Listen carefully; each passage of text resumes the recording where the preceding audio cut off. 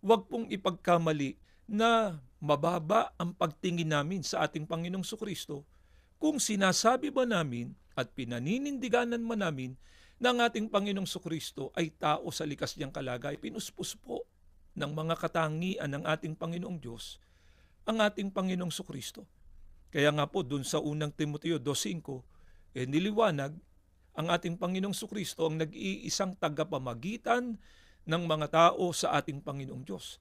At sa Gawa 2:36, sinabi naman doon na ang ating Panginoong Kristo ginawang Panginoon ng ating Panginoong Diyos. At sa Gawa 5:31, siya po ang itinalaga ng ating Panginoong Diyos bilang tagapagligtas ng tao.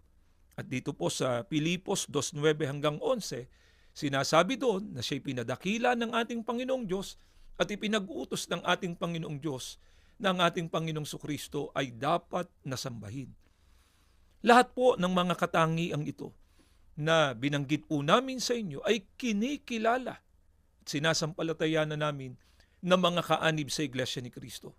Subalit, pagka ang pag-uusapan na po ay tunay na likas na kalagayan ng ating Panginoong Kristo, namamalagi po ang katotohanan na ang ating Panginoong Kristo ay tao, hindi po siya Diyos.